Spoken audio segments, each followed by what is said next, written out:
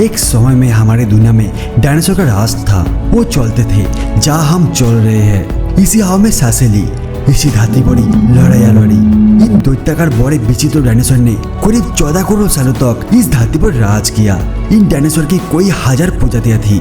इनमें से कुछ शाकाहारी थे, कुछ मांसाहारी, और वही कुछ डायनासोर बहुत ही शांत स्वभाव के थे। वही कुछ डायनासोर बहुत ही हिंसक और खतरनाक थे। ये उस समय के सबसे सफल जीव थे। लेकिन फिर अचानक ऐसा क्या हुआ? आखिर वो कौन सी घटना थी जिसने इनका नामो निशानी मिटा दिया? इसे जानने के लिए हमें करोड़ों साल पीछे जाना होगा और डायनासोर के उस अंतिम दिन को करीब से देखना होगा। तो आइए चलते हैं आज से 65 मिलियन साल यानी कि 6 करोड़ 50 लाख साल पीछे। आज से करीब 6.5 करोड़ साल पहले धरती पर मौसम सामान्य था। चारों तरफ डायनासोर के चिल्लाने की आवाज थे। जब ये सारी डायनासोर की प्रजाति बड़े ही आराम से धरती पर अपना जीवन बिता रही थी, तब 10 करोड़ साल पहले इनकी किस्मत लिखी जा चुकी थी। 10 करोड़ साल पहले एक छोटा एस्टेरॉयड का टुकड़ा जो सुदूर अंतरिक्ष से आ रहा था, वो पृथ्वी से लगभग 20 करोड़ मील दूर मंगल और बृहस्पति के बीच बने सूर्य को पेट में घूम रहे एक बड़े एस्टेरॉयड से जा टकराता है। इस टकराव से उस बड़े एस्टेरॉयड की दिशा बदल जाती है और वो सूर्य बेल से निकलकर सीधा पृथ्वी और 22,000 मील प्रति घंटे की रफ्तार से बढ़ने लगता है। जब ये एस्टेरॉयड पृथ्वी से 3,84,000 किलोमीटर की दूरी पर था, तब धरती से शायद डायनासोर का अंत ना होता। यदि ये एस्टेरॉयड पृथ्वी के उपग्रह चांद से टकराता, लेकिन नियति को कुछ और ही मंजूर था, इसलिए ये बड़ा एस्टेरॉयड चांद के बहुत नजदीक से गुजर गया। 40 किलोमीटर के व्यास वाला 2 ट्रिलियन मीट्रिक टन का ये एस्टेरॉयड प्रति सेकंड के साथ साथ धरती के करीब बढ़ता जा रहा था। ये एस्टेरॉयड जब पृथ्वी के वातावरण के संपर्क में आया तो इसकी रफ्तार एकाएक 70,000 किलोमीटर प्रति घंटा की हो गई। पृथ्वी के वायुमंडल में घुसते ही घर्षण की वजह से ये एक भयानक आग के गोले में बदल गया। ये इतनी रफ्तार से धरती की ओर बढ़ रहा था कि सिर्फ 4 मिनट में ही इसने अटलांटिक ओशियन को पार कर लिया। इसकी चमक इतनी अधिक थी कि धरती पर टकराने से पहले ही हजारों जीव आग के इस गोले को देखकर पूरी तरह से अंधे हो चुके थे। ये जीव उस उल्का को देख नहीं पा रहे थे, लेकिन ये उसकी भयानक गर्मी को महसूस कर रहे थे। कुछ ही क्षण में ये एस्टेरॉयड मेक्सिको की खाड़ी के पास जोबिन से टकराता है और लगभग 35,000 डिग्री सेल्सियस की ऊर्जा वाला एक भयंकर विस्फोट होता है। इस टकराव का विस्फोट लगभग 10 हाइड्रोजन बम के विस्फोट के बराबर था। ये विस्फोट इतना शक्तिशाली था कि इसके टकराते ही धरती की लाखों टन धातु अंतरिक्ष में चले गई। टकराव वाली जगह पर 180 किलोमीटर चौड़ा और 20 किलोमीटर गहरा गड्ढा बन गया। विस्फोट के कारण इस गड्ढे के सारा मेटल और पत्थर आसमान में धूल के बड़े बादल में बदल गया। 16 मिनट 40 सेकंड बाद जोबनी टकराव की वजह से धरती के अंदर चारों ओर 11.1 तीव्रता की भूकंपीय तरंग उठने लगी। इस वजह से समुद्र में विशालकाय लहरों का निर्माण हुआ और एक के बाद एक सुनामी की लहरें चारों तरफ बढ़ने लगी। भूकंपीय तरंगों ने सभी एक्टिव ज्वालामुखी को ओपन कर दिया, जिसके कारण जगह जगह डायनासोर का विनाश शुरू हो गया। धरती का महाविनाश प्रक्रिया स्टार्ट हो चुकी थी। इस भयानक विस्फोट में रेडिएशन की मात्रा इतनी बढ़ गई कि इसके 800 किलोमीटर के दायरे में आने वाले सभी जीव जलकर पूरी तरह से राख के ढेर में बदल गए थे। इस महाविनाश में उड़ने वाले डायनासोर इस जमीनी खतरे से तो बाज निकले, लेकिन ये तो महाप्रलय की बस शुरुआत मात्र था। विस्फोट की वजह से जो लाखों टन मेटल, पत्थर और धूल अंतरिक्ष में गया था, वो ग्रेविटेशनल फोर्स के कारण ठीक 40 मिनट बाद आग के गोले के रूप में पूरी धरती पर बरसने लगे। साथ ही धूल का बहुत बड़ा तूफान 6000 किलोमीटर प्रति घंटा की रफ्तार से धरती की दूसरी तरफ से मौत लेकर आ रहा था। ये धूल के बादल कई किलोमीटर मोटे थे, जिसकी वजह से धरती पर सूरज की रोशनी का पहुंच पाना असंभव हो गया। गर्म हवा का तापमान 100 डिग्री से ज्यादा हो जाने के कारण धरती पर पेड़ पौधों की लगभग सारी आबादी जलकर खाक हो गई थी। विस्फोट के 90 मिनट बाद धरती का तापमान 200 डिग्री सेल्सियस तक बढ़ गया। इसकी वजह से जो डायनासोर विस्फोट के इलाके से बहुत हजारों मील दूर थे, वो भी इस गर्मी से नहीं बच पाए। इस महाप्रलय से धरती की कुल 90% प्रजाति पूरी तरह से खत्म हो गई थी और जो 10% जीव धरती पर बच गए थे, उनमें से भी सिर्फ वही जीव जिंदा रह सके जिनका वजन 30 किलोग्राम से कम था। इसका कारण ये था कि इस महाप्रलय में लाखों की संख्या में जीव मारे जा चुके थे और पेड़ पौधे की सारी आबादी भी जलकर राख हो चुकी थी, जिसके चलते यहाँ जो बड़े और विशालकाय जीव जीवित बच गए थे उन्हें भरपूर मात्रा में खाना पीना ना मिल सका। डायनासोर का अंत एक नई प्रजाति के लिए सुनहरा अवसर लेकर आया।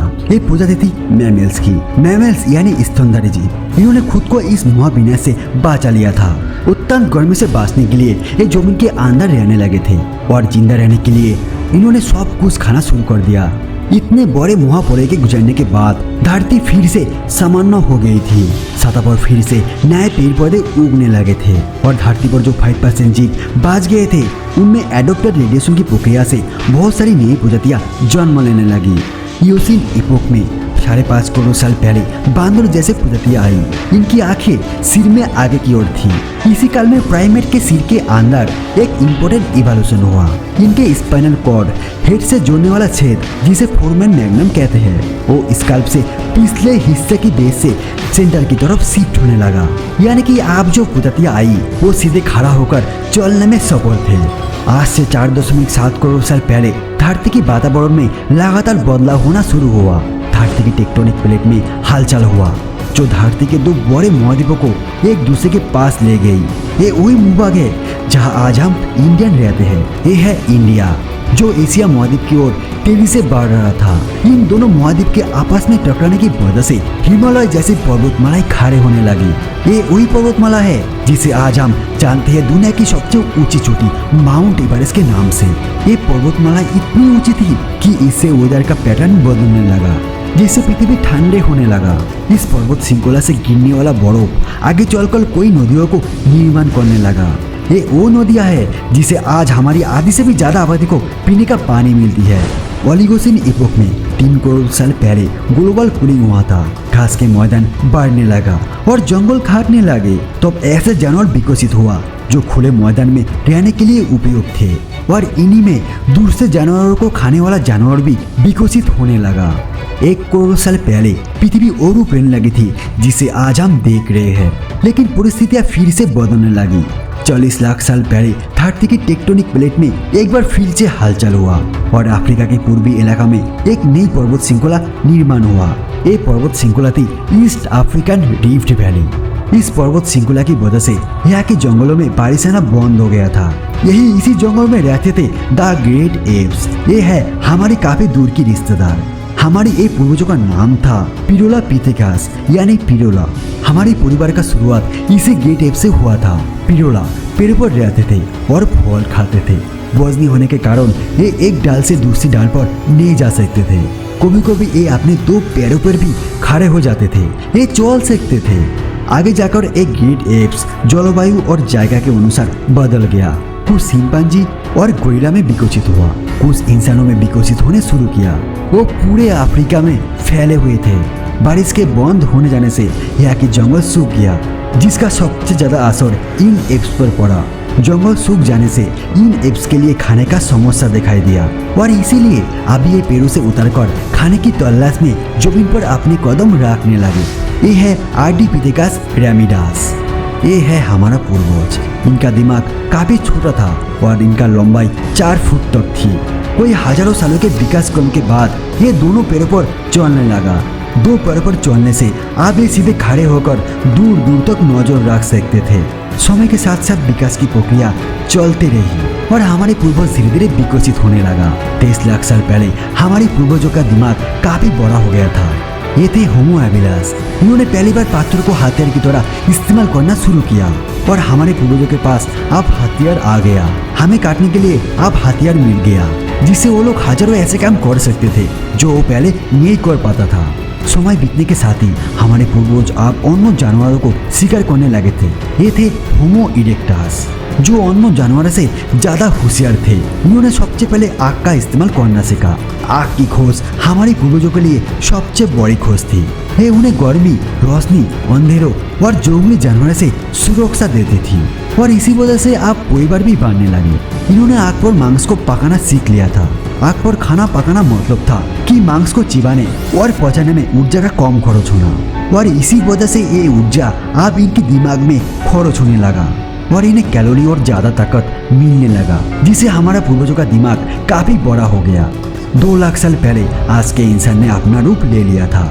रैलिंग्स यानी आवाज की जो नाली, वो जो हमारे पूर्वजों में गले की ऊपर थी, वो अब नीचे आ गई थी। अब हम ज्यादा जटिल आवाज निकाल सकते थे। हमने बोलना शुरू कर दिया था। पहली बार कोई जानकारी एक से दूसरी इंसान तक यानी एक से दूसरी पीढ़ी तक पहुंचने लगी थी। यही वो आखिरी विकास क्रम था जिसके बाद विकसित होकर हम बने, हम यानी होमो सेपियंस। उसके बाद हम धीरे धीरे ज्यादा समझदार हो गया। उसके बाद हमने पूरी दुनिया में अपना बस्तियां बसा ली। समुद्र किनारों से पहाड़ की चोटियां तक, हरे भरे मैदानों से लेकर पथरीले इलाका तक, हर जगह इंसान थे। हमारा हुलिया, त्वचा, बाल और आंखों का आकार जो वायु और जगह का अनुसार बदल गया। हमने अपने आवश्यकता के हिसाब से खेती शुरू की और जानवरों को पालना शुरू कर दिया। हमने गांव और शहरों का निर्माण शुरू किया। उसके बाद हमारी सभ्यता और संस्कृति का जन्म हुआ। हमने विज्ञान और गणित का इस्तेमाल शुरू किया, जिसे हमें फ्यूचर में जाने के लिए ऊर्जा और टेक्निक मिला। ये है हमारा समय। अब हम पूरी तरह से विकसित है। हमारी जैसा इस धरती पर आप कोई जीव नहीं। आज हम जानते हैं कि हम कौन है, कहाँ से आए, लेकिन ये तो बस शुरुआत है। अभी हमारा सफर खत्म नहीं हुआ है। हमें अभी और आगे जाना है, आने वाले चुनौतियों का सामना करना है और खुद को और विकसित और आधुनिक बनाना है। दोस्तों, आज के एपिसोड में बस इतना ही। वीडियो अच्छा लगा तो एक लाइक कर दीजिए और हमारे चैनल को अभी तक सब्सक्राइब नहीं किया है तो प्लीज चैनल को सब्सक्राइब करके नोटिफिकेशन बेल आइकन को प्रेस कर दीजिए। तो फिर आज के लिए इतना ही, फिर मिलेंगे और एक नया वीडियो के साथ। जय हिंद, वंदे मातरम। शुक्रिया।